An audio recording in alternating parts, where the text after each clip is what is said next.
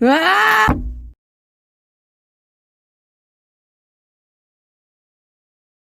I love Nintendo's games. Don't get me wrong, I still very much hate every corporation under the sun, but I will always have a soft spot for Nintendo. Whether it's the upbeat sounds of my older brother playing my grandparents' Super Nintendo or the absolute rage in my heart from playing Rainbow Road on the Wii, there's just something about Nintendo that is so perfect and nostalgic, and nothing is more comforting to me than the Nintendo DS. Those of you who know how old I am are probably confused. Am I talking about the 2 or 3DS? Nope. I grew up with the one, the only, the iconic DS Classic and DSi.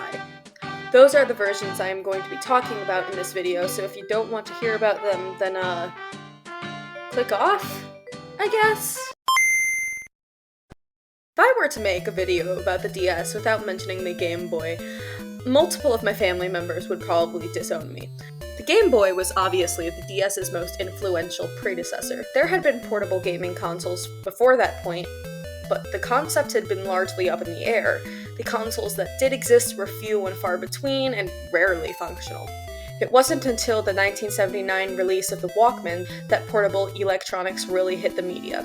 A side note here, that was 43 years ago? I know this because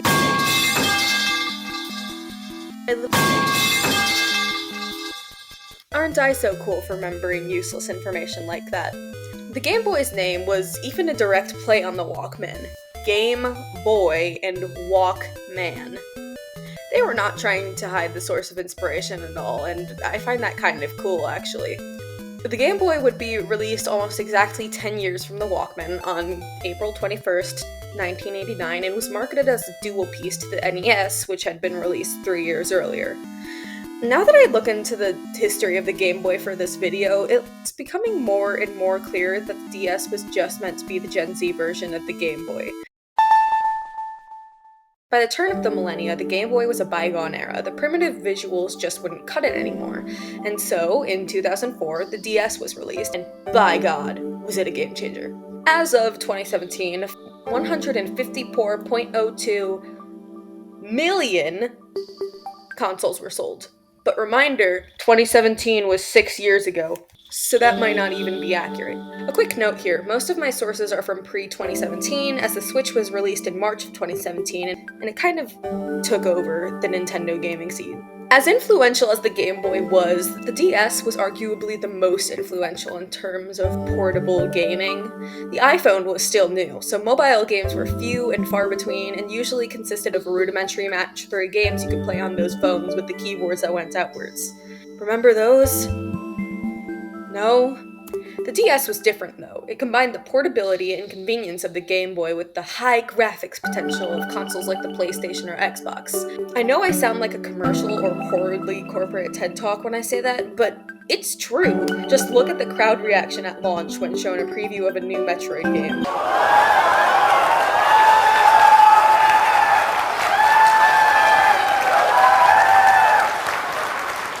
The same way you'll be playing it tomorrow. I love how they all scream the exact same note.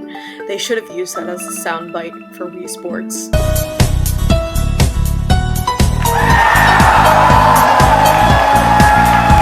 To all of my fellow former children who have ever wondered what the DS stands for either dual screens or developer system. Both are canon to the DS lore. Very anticlimactic, I know. The dual screens and touchscreen capabilities were the DS's hallmark feature. As we saw in that Metroid clip, the top screen was amazing for showing game maps, stats, and even dialogue. In my personal opinion, the top screen is what made the DS so perfect. I didn't write anything in the script about why I think that's so perfect, so you're just gonna have to trust me on that because I have a limited amount of time to record. I think now that you're halfway through the video, and presumably you're not going to click off anytime soon, I can admit something to you. I was born in 2007. If that made you want to click off, please hear me out. I mentioned earlier that most people are surprised when they hear about my fondness for the original DS. I wasn't even born when it was released and was in kindergarten when the 2DS came out. In fact, most people on my end of Gen Z haven't even heard of the DS. I'm looking at you, Cass. Hashtag cancel Casual Friday Doodles 2023 because you didn't know what the DS was and it made me sad. The simple explanation: we were poor when I was a kid and lived within 5 miles of a GameStop. But seriously, GameStop, with all of its scamming, sold DSs and games for dirt cheap, especially with the release of the 2DS, which devalued the original significantly, letting us afford it. My older brother and sister are 21 and 19, respectively, so they were around when the DS was released and had one when everyone else had them. I have a weirdly vivid memory from when I was preschool age, driving to vacation with my grandparents, with my mom in a separate car, bawling my eyes out until my older brother handed me his DS with Plants vs. Zombies in it, and I stopped crying immediately. If that doesn't say something about my childhood, I don't know what will. My mom, specifically, was big on not sacrificing her quality of life in childhood just because of our financial situation, so she bought my younger brother and I DSs on sale to help keep us entertained and happy, and by God, it worked. I really treasure my DS, and am honestly glad my childhood is more on par with people 10 years older than me rather than my peers, because 15-year-olds are fucking idiots. Because we didn't have a ton of money, we couldn't really afford any good games. Most of the games we had were mediocre at best and scams at worst. We did have a couple of good ones. I had a copy of NINTENDOGS from Goodwill. My younger brother had another NINTENDOGS. My older brother loved Civ Rev and Lego Battles. And we had an Animal Crossing ripoff that my older sister and I played entitled MYSIMS. MYSIMS needs to be its own video. It was the first quote-unquote cozy game I ever played. This next section is my ode to every good game I ever played. Every game that shaped my childhood and gave me comfort in a house that was very uncomfortable. Side note, PictoChat doesn't count as a game, and I completely forgot to put it in the initial script, so we will not be talking about it. Everyone knows about PictoChat anyways, and I don't even think it needs to be touched on. Anyways, on to the info dumping. This was one of the weird off-brand games that I had played, but oh my god, it was produced by Warner Brothers, the entire internet seems to know about it, and it was apparently based on a book series that I have never read. I think this commercial, with only 52 likes and 30,000 views, speaks for itself. Want to get into the ultimate click? Now you can, in the Click Dis and Make Up the video game. Play by the rules or break them as you attempt to climb the social ladder at Octavian Country Day School. Make friends and enemies along the way as you make your way into the pretty committee. All while looking adorable in the latest fashions. Take a break from all the scheming and minigaming. Amazing! Even enter the exchange student program. You and your BFFs can jump into each other's game and become background characters who swap helpful gossip. The Click Dis and Make Up the video game, coming exclusively to Nintendo DS this August. Dis and Make Up is an adorably 2014 game about traversing through 7th grade?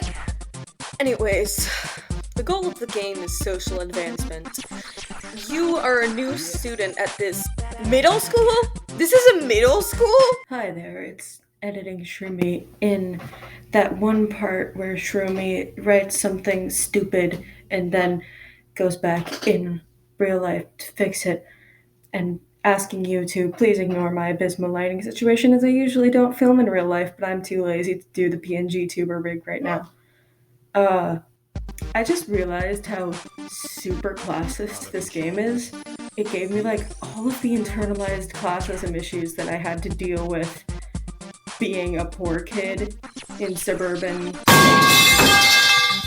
where rich people live. And even where I am now, where there's a ton of rich people, and I'm still having trouble recognizing that I am a rich people now. So obviously there's a first issue of Octavian Country Day School as a title of the thing, everything being super expensive looking. But there's also the issue that you as the main character are taken care of by your housekeeper.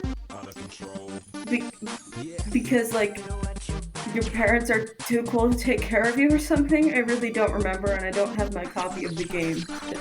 Lots of the thing revolves around money. Like, there are mini games in like the mall where you can get a job and you need money in order to buy clothes and that fit with the clique you're trying to get into at that time in order to progress through the game. And I just find that a little weird. Like, this is a video about all of the good experiences I have with the DS, but this one actually might have damaged my long-term opinion of poor people and myself as when I was a poor people. How dare you? How dare you betray me? Just kidding, I would never do that. I love you. I love you. Thank you. Thank you for being very nice. Thank you. Basically, you need to become part of every single clique in this school in order to ascend to the quote-unquote pretty committee. Oh my god. Don't worry though, because during the endgame cutscene, the main character realizes, oh no, clique's bad. I don't know how to feel about this.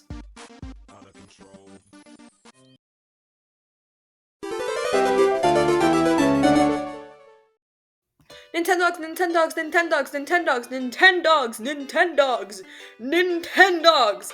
I have so much love for Nintendogs. I have nothing bad to say about it, and if you do, you can suck my dick. Nintendogs was released in 2005, and like many Nintendogs games, it's a product of its time. It played on the classic Tamagotchi format that was popular at the time, and revolves around taking care of virtual dogs. Up to 3 could live at your house in one time. You could take your dogs for walks, enter them in competitions to earn money, use the microphone to teach them tricks, and customize their appearance with accessories like bows and collars. I got my copy from Goodwill. I really want to show off my 3 puppers, but I recently went through some family drama, and many of my personal belongings are scattered around the abyss. I know my PNG tuber's expression is meant to be haha funny crying, but I have genuinely shed tears to the loss of my Nintendogs save, which is probably a testament to how influential the game turned out being in many people's childhoods. I was so attached to my 3 virtual babies. I had Millie, a husky who was a hand-me-down from the previous owner, Mittens, a beagle, and a golden retriever, Hershey, like the chocolate company, but with the E missing. I missed them. And if you think it's cringe to be so attached to something in a video game, you can suck my dick! I know I said MySims should get its own video, but that's me talking about the MySims series.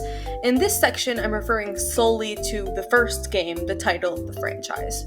Despite sharing a name with the much more popular Sims franchise and being produced by EA, MySims bears little to no relation to the conglomerate. The characters speak Simish, there's a diamond thing on the map that tells you where you are, but it's definitely not The Sims. It's an Animal Crossing ripoff, plain and simple, with the first Animal Crossing game being released in 2001 on the GameCube and MySims being released almost a year later. MySims is probably intended to be a more kid-friendly version of The Sims. You may think that there's no need for that, but I'm a diehard Izzy's fan, so I have an extensive knowledge on The Sims lore.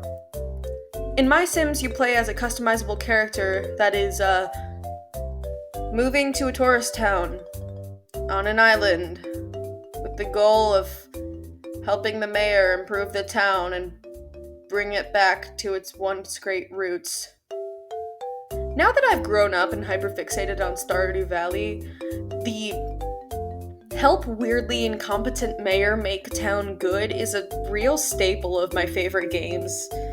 And I guess it's officially a trope. Lewis X Helen forever. I remember replaying it maybe a year ago and being mildly dysphoric at the binary gender options. Oh, gender? This is my gender.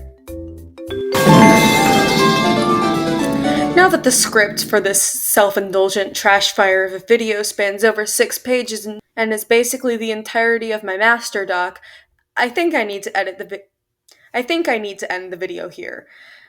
I know I suck at putting together actual sections, and I also suck at writing outros. This was actually my first video essay and was largely inspired by the inhumane amount of Izzy's my brain requires to function, so props to them, I guess? Although this video lacked a certain gravitas I wanted to I wanted it to have. I hope you all enjoyed it. I certainly enjoyed researching it while suffering from severe executive dysfunction in class. Like and subscribe if you want. Anyways, insert outro here.